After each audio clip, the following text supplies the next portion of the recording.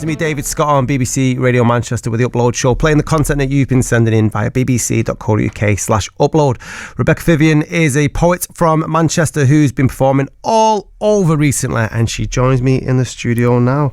Good evening, Rebecca. How are you? I'm good, thanks. How are you? Yeah, thank you so much for coming into the studio. As like I was saying earlier on, I seen you perform live in Stockport a few weeks ago. I was like, Ellie, we've got to get her in the studio to perform. Blown away I was. I've been a fan of your work for a while, but I don't think I've seen you perform in person. But yeah, you're absolutely brilliant. Thank you. Oh, that means a lot. It really does.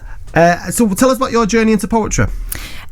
So it kind of landed in my lap, if I'm honest. 2017, I'd just graduated from LIPA, and a few of friends, we took a show to the Edinburgh Fringe Festival, and one of my friends from LIPA was a poet, said, do you want to go to this open mic? And suddenly I was exposed to really contemporary spoken word, and it just opened my eyes completely to a different world. I loved it, and the first thing I thought was, I need to try writing it myself, I need to give it a go. And then ever since, it's just kind of developed, and I started performing it a couple of years ago, sort of after lockdown, and yeah, the rest is history. It's just crazy. Has that changed your direction in where you want to be as an artist then? Yeah, a little bit. I mean, slight sort of plug here, but I've got a book coming out next February with Key Publishing. Never in a million years did I think anything like that would happen. And, you know, Rebecca Kenny, who runs Key, has put so much faith into me. She's given me such an incredible platform. And, you know, if you'd have said to me 10 years ago, oh, you're going to have a book of poetry coming out, I'd go, no, I'm not. Don't be daft. Yeah. You know, it's just crazy. But yeah, I think it has in a way. But it's really exciting. I'm just sort of welcoming whatever comes my way now. Yeah, I mean, you've definitely got the talent that's, you know, you deserve all the sort of opportunities that you get, and you've definitely got the talent for it. Thank you. No, that means a lot. When you're writing, what's your sort of themes? What do you look for inspiration? I write a lot about just raw emotions as they are, uncensored. Exactly how I'm feeling is often translated onto paper. You know, when you're at a peak of an emotion, whether it's good, bad, ugly, whatever, I'll try and write about it. And I do often include food in there as well. Completely unintentional, it just sort of happens, but you know, you got to write about what you love. Of course, and especially when you're in going through some emotional states. If anything like me, I'm definitely a lot of junk food on the couch when I'm on one. 100%, 100%. You know, I'm looking at a piece of paper that says donuts. Literally. We had someone before. It was Chris Hollins, who was putting on a poem about chippy teas. So I think it's a running theme on tonight's show. But where else do you get your influences from? Is any other poets or any other artists that you sort of look up to? Definitely. Mike Garry is an incredible inspiration of mine. I think he has such an earnest way of speaking. And I know that his family influenced him a lot in his early sort of years of writing. And to this day, really. And I think for me, a lot of my style of writing comes from, like I said before, what I know, what I've grown up around. You know, I'm a working class creative, and I've got such a supportive family that have instilled confidence into me to pursue whatever I want to do. So yeah, there's that sort of raw working class passion within me, and I think that really, well, hopefully comes through in my writing. It certainly does, and I think that's why it's really important for people like Mike Garry to sort of kick the door down. I think he was a big influence for me as well when I first started writing poetry, and obviously John Cooper Clarke was probably a few generations ahead of but behind, but yeah, it's really hugely important. Do you think that working class still struggle with the poetry as an art form? Yeah, I do actually. I've done a lot of facilitating this year, like poetry workshops and things like that, and they think it's a lot more difficult than it actually is. You know, writing creatively is really easy given the right tools and guidance to pursue it, and that's something that I'm really passionate about, is being able to give people a voice within poetry if they've maybe never tried it before. Yeah. Do you find a barrier when you go into certain schools and say, I'm going to teach you poetry, because they've got that stigma? Yeah, definitely. They think it's going to be really posh, really fancy, and I'm just like, it's not. Like, if I can write poetry about, you know, silly things, about anything, then that just goes to show them straight away. They're surprised by that, I think, that somebody like me with a voice like mine as well, because I've got quite a Lancashire kind of tone, I think they're surprised by that, but in a good way. So yeah. I mean, you're like the new Mike Garry for the next generation. It's true though. I mean, if you're going in schools and you're inspiring the next generation to start writing, you most definitely are. Oh, thank you. Did you have to come over any hurdles yourself? You said your family's very supportive, but I mean in like a wider circle, for when you say like I want to be an artist or I want to be a creative and you're working class, did you come up with any obstacles? I think the financial side of it is a big thing. When it came down to, say, being published, for example, I was limited, really, because I thought I don't have, hundreds, thousands of pounds to invest into self-publishing or getting published. And I feel like there are more publishers and indie publishers now coming up that are for working class people. It's just a case of networking with the right kind of people, having a chat, do you know what I mean, getting to know who's out there and who can support you. I've been really fortunate with the people that I've met in Manchester, and they completely took me under their wing and gave me all the support that I needed to take that next step, I suppose. So yeah. And there's a fantastic community now, isn't there, in Manchester, of of supports. Everyone just seems to be a great network. Yeah, absolutely. I mean, I'm sure they're all listening now because we're all so supportive of each other. And it's amazing that kind of, there's no competition. It's more about lifting each other up and giving each other the platform and celebrating each other. So, yeah. And where are you performing next live? Next live? Oh, God, that's a question. Well, aside from poetry, I'm doing panto at Salford Arts Theatre. Nice. So that's going to be the next thing. And then after that, it'll be around the time of my book launch in February next year. So I'm very, very excited about that. How has it been writing a book? Did you already have the amount of poems required to have a collection, or have you been writing towards that? I did have the amount already, and I think there was a certain few kinds of poems that I wanted to write for the book, which I've never read in front of anyone, and they'll probably be revealed when I release the book, which is really, really exciting. I think when you have that kind of opportunity, it's sort of, you're given free reins, do you know what I mean? So I sort of made the choice of, okay, there's one or two little special ones that I'm going to keep for a little while longer. Ooh. That sounds really interesting. When you were talking before about being really raw with your emotions and putting it down onto the page, and like I said, I seen you perform a few weeks ago, do you not get nervous, or is it sort of therapy in some way to be able to do that? A bit both, definitely. I get really, really nervous when I perform every single time, and I've been performing for a long time as well. But I think the main thing for me is how liberating it is to speak my truth and for people to relate to it. Just recently I've been sharing words about my mental health aside from poetry on social media, and the amount of people that have reached out, whether it's to show me support or to say thank you so much for sharing that, because they relate, they're going through something similar. So I think I like that side of it. I like that I can help other people by saying, this is how I feel. And then they go, oh my God, I'm not alone. I feel like that as well. I think that's really special. It really is. That's fantastic that they're having that impact, not only on the next generation, but helping other people with their mental health with your work. And we're going to hear some of that very, very soon, aren't we? Yes. I'm going to play Lose Control by Medusa, and then we're going to get 2 poems from the brilliant Rebecca Vivian. Don't go anywhere.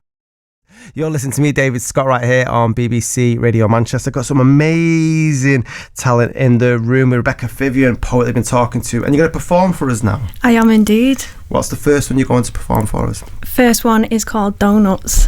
The airwaves are yours. Thank you.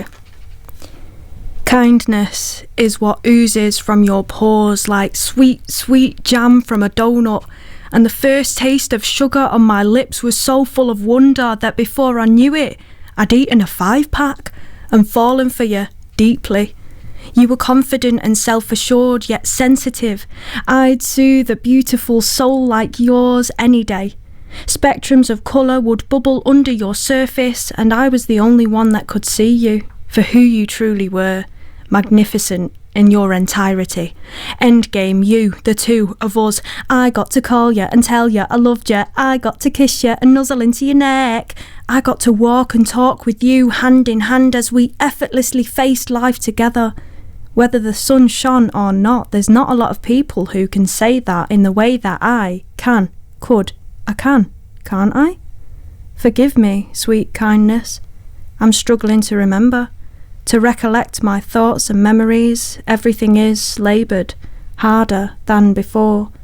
The soft touch of your lips against mine, or the safety I'd feel as our limbs intertwined. It feels like a different time, drinking wine whilst fine dining, eyelids batting, butterflies' wings flutter in tummies full of Piccolino's pizza.